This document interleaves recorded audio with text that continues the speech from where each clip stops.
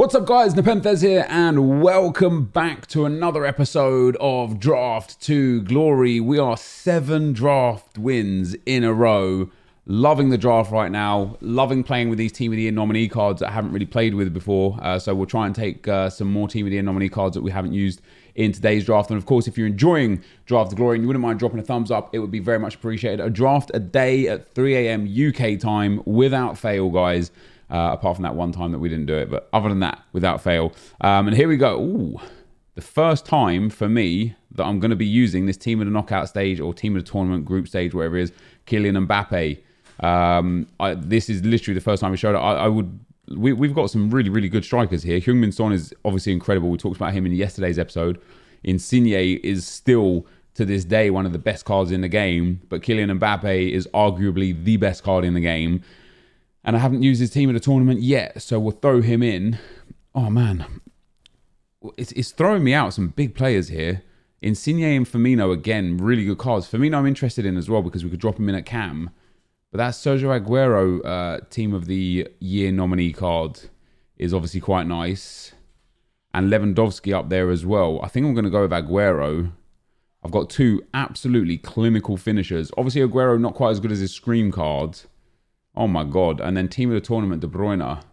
He obviously strong links to Aguero. This card had a massive upgrade compared to his Inform. The EA do weird upgrades, man. Informs and like Futmas cards and team of the year nominee cards, they don't have like really big upgrades. They're getting like +1, but it's not actually +1. But certain cards are getting monster upgrades, like this De Bruyne compared to his base card has got 4 shooting, 4 physical, 3 pace, 2 dribbling, defending and passing.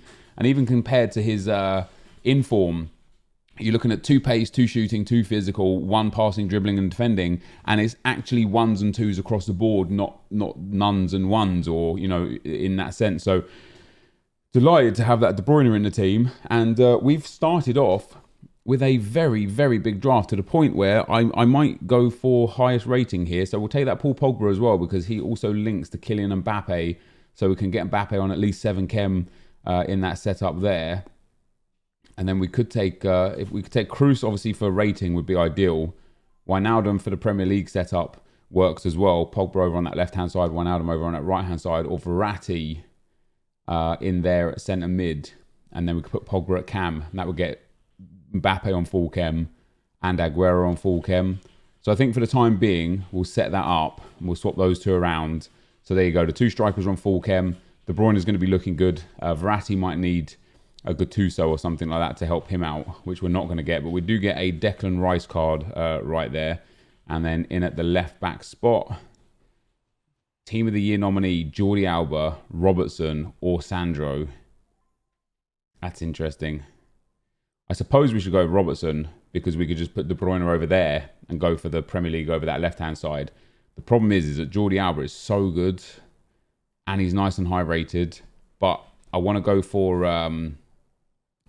we need 100 chemistry if we're going to get a 190, the first 190 of the year. 189 is our biggest draft so far. Let's move into our first centre back. Can we get a big Van Dijk? No, but we get Otamendi.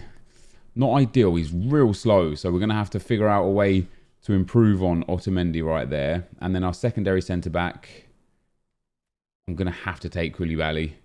I really need an icon goalkeeper here. We don't get one. We get Edison team of the year nominee. Strong links to Otamendi, which is great for chemistry. He's obviously nice and high rated. Donnarumma would soft link to Koulibaly. I don't think Koulibaly is going to be in the team come the end of the draft. So we'll pop Edison in there. And then in at right back, see, now would be nice to get like a Futmas Malquit or something like that. I'll take João Cancelo because we do have a heavy Premier League draft here with other than Mbappe and Verratti. And overall, guys, that is a big draft. If we put Figo in at centre-back for the time being, gives us a nice big chem boost as well. What about if we swap those 2 around, though? We get nothing out of that. Yeah, this is a nice draft. I mean, we are super high rated. Icon goalkeeper would be quite nice. We're not going to get one. We'll take David De Gea on a basic chem style as well. I really like that. Basic chem style obviously is very overpowered for the goalkeepers. Next up, we're going to get team. Like I know Manolas would be good. because he's strong links Koulibaly. As Piliqueta would be good because we'd get good chemistry and a defender there. I've got to take Jordi Alba. It has to be done. 89 rated and a solid card. As long as we can link him. All right, now I'm going to take Laporte. There we go. We get the Man City link. We get a big chem boost. We have got a big draft here. It's already 88 rated. We're already on 99 chem. And we've got Rice to improve on. Verratti to improve on. The centre-backs are a bit slow, so hopefully we can get something to improve those areas there. If I take Christian Eriksen and put him at right centre mid, Verratti will have to go. Pogba and Rice will get full chem, and Mbappe will stay the same. So we'll gain the chemistry that we need. But if we take Fabinho, we get a big upgrade on the starting lineup. We get a +7 on the starting lineup instead of a +2 on the starting lineup. I think Fabinho, I think he's just a smart choice anyway, just to go in there and give us the just a more well-rounded midfielder in there. And then there you go. That's perfect. 89 Socrates. He can replace Verratti right there. And that is absolutely ideal. I'd want Pogba in the midfield and Socrates in at cam. So other than Mbappe, everybody is on full chem. We're at a 188. We haven't even touched the reserves yet. This is going to be a big draft.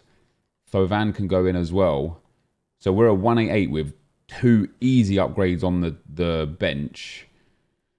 I could use right now a Messi, a Ronaldo, a Neymar. Not a silver player. That's definitely not what we're looking for. We need to get those big cards if we're going to get our first 190. We get Immobile and Di Maria. We'll take Di Maria for that shadow chem style. I've got a couple of shadows and anchors, and I am going to change chem styles today just because Laporte and Otamendi are so slow. It's going to cause some issues. I might even have to sub on Jordi Alba and Koulibaly for those centre-back roles. Otherwise, we are really going to struggle. The other thing I could do... No, I don't want to start Jordi Alba. I could start Robertson. We'll see how chem goes. I could start Robertson at centre-back. Otamendi at centre-back. And Jordi Alba at left-back and put Socrates in at centre-mid to get Jordi Alba on chem. We'll see what we get from our last few picks here. As Zanetti would be nice. Oh, big Sergio. Oh, perfect. Sergio Ramos. All right, now we're looking a bit better. I want to put Sergio Ramos in there. I want to put Jordi Alba in there. That straight away is going to give us 100 chem anyway. Ramos not quite on full chem, but the whole team is on full chem. Fabinho's fine. De Bruyne is fine. Laporte is fine. That leaves us with Robertson as a good sub for Laporte if we wanted to. Or Koulibaly as a good sub for Laporte if we wanted to. We are at a 189 now as well, and I do still want to change. Do I want to change chem styles? No. I've got good chem styles across the board, apart from on Fabinho. I might just change Fabinho's chem style. Everybody else is in a good spot. Our next pick is really low rated. So for us to get a 190, I need a big card to come out and replace what we've got going on here. I can't be bothered to change chem styles. I'm not going to get involved in it, not on today's draft. It is me being lazy. Doesn't really make the world of difference. We are going to get Haji as an icon. Could be nice. Don't really need him. Karim Benzema for rating is only going to give us +2 on Otamendi. I don't think it's going to be the difference between a 189 or a 190. But I'm going to take him anyway, just in case. Let's see. Are we going to get our first 190 or are we just going to fall short? We are sadly just going to fall short. But that is a really good draft. I am very tempted, even now, to start Robertson at centre-back. I know he'll only be on 7 chem. We'll still get 100 team chem with the right manager. I think that's just a much better setup right there. So as long as we can get a Scottish, Spanish, Premier League, La Liga manager, we should be fine. There you go, the Scottish and a Spanish. The Spanish La Liga takes us 10-8-10. He gets, yeah, I think I'd probably prefer Robertson up there. So there you go, guys. That's the draft.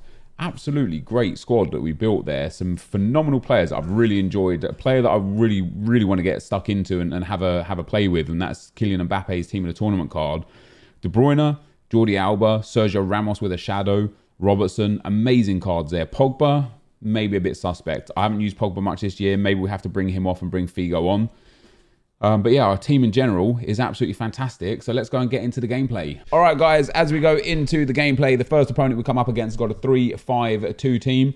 Really nice team there with Scream Aguero, 4 icons, Kante, inform of Fabinho, and inform Mane, that inform Ben Yedder, Alisson in goal.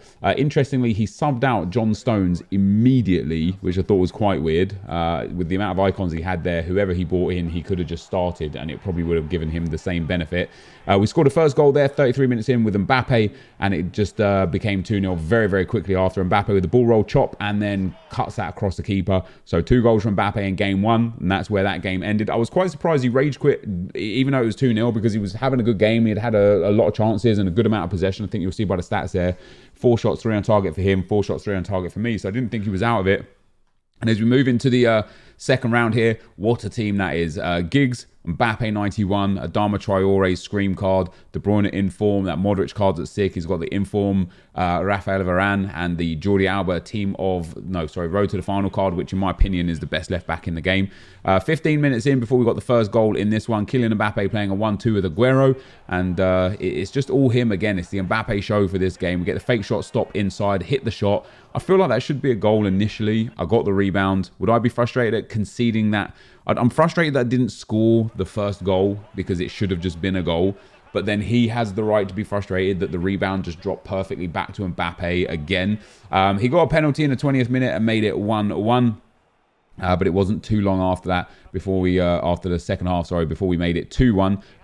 Aguero here doing some good work on the left-hand side into Mbappe. Mbappe finally tries to get a pass through to Aguero, who steals the ball back on the edge of the box. Plays it into Paul Pogba here. Pogba finds Figo just onside for Figo, who cuts it across to Aguero, who shoots and scores to make it 2-1. And that was in the 49th minute there. And then in the 68th minute, again at 2-1, this guy just rage quits, and I don't really understand. Like, he was well in the game, creating loads of chances, like had a good amount of possession again, half even on possession, chances were even. I don't particularly know why he quit. Into the semi-final, we come up against a monster squad. Neymar, Dalglish, and Messi up front is just such a devastating front three. Inform Varane, inform Semedo, and Kyle Walker there with Laporte and Ter Stegen in goal. Like, just an absolutely massive, massive team. And it took us a really, really long time to break through and get the goal. Even though I was knocking on the door over and over and over, and it was Socrates from that cam spot that eventually popped that into the back of the net. And interestingly, that was the only goal of the game. I did create a lot of chances. I had a lot of possession. But for a change, I really struggled to put the ball in the back of the net. So 1-0 there in the semi-final. You can see there 5 shots, 5 on target for me, none for my opponent. So a 1-0 win into the final. And into the final, we'll come up against this 4-3-3. Ronaldo, Figo, very nice. That midfield is a bit... At the back line, very strong again. Ramos, Schmeichel, and Varane, very nice. Jordi Alba and Alexandro, very nice. Obviously, Immobile, not the greatest. I'm pretty sure he subbed out Immobile very, very quickly for Lionel Messi and put Ronaldo at striker. But we got the first goal here within 10 minutes in the final, which is always nice. It just gives you that confidence boost. Aguero into Mbappe, back to Aguero, back to Mbappe, and Mbappe just stabs that one into the back of the net to make it 1-0. It soon became 1-1 though, 5 minutes on the clock before half-time. My opponent plays a long ball through. Ronaldo cuts inside and then finesse shot from the top of the box. Kind of expect my keeper to do a little bit better than that. He got nowhere near it, but 1-1 it was. And then into the second half, down that left-hand side again. And I really seem to favour playing down the left-hand side for some weird reason. We get the ball into Aguero, into Mbappe, back to Aguero. And then lovely little bit of play there, back to Mbappe, who scores his second goal of this game. And I think his 5th or 6th goal of the whole tournament. And then I get a free kick, guys, and I try and play it short and quick. I'm aiming that towards Paul Pogba. The game decides to try and play it back to Fabinho.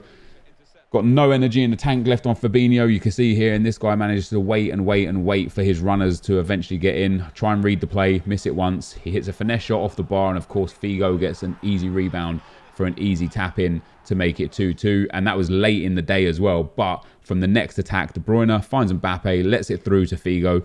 Figo runs inside, cuts it across to Mbappe, who scores his hat-trick to pretty much win us the draft there in the 88th minute. And there was time for one more goal. A defensive error from my opponent. Figo's going to find Paul Pogba here, and Paul Pogba's going to find Sergio Aguero at the back sticks there for a slamming volley to put us 4-2 up and pretty much wrap that one up. So that, guys, is going to be the end of the gameplay.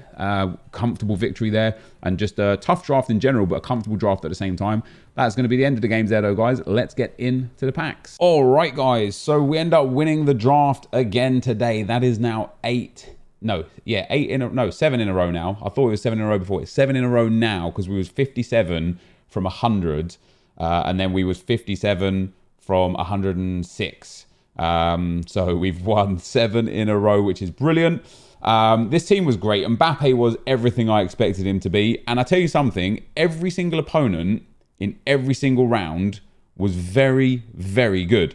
Interestingly, around 1 and 2, I still got rage quits. I was 2-0 up and the guy rage quit. I kind of understand at 2-0.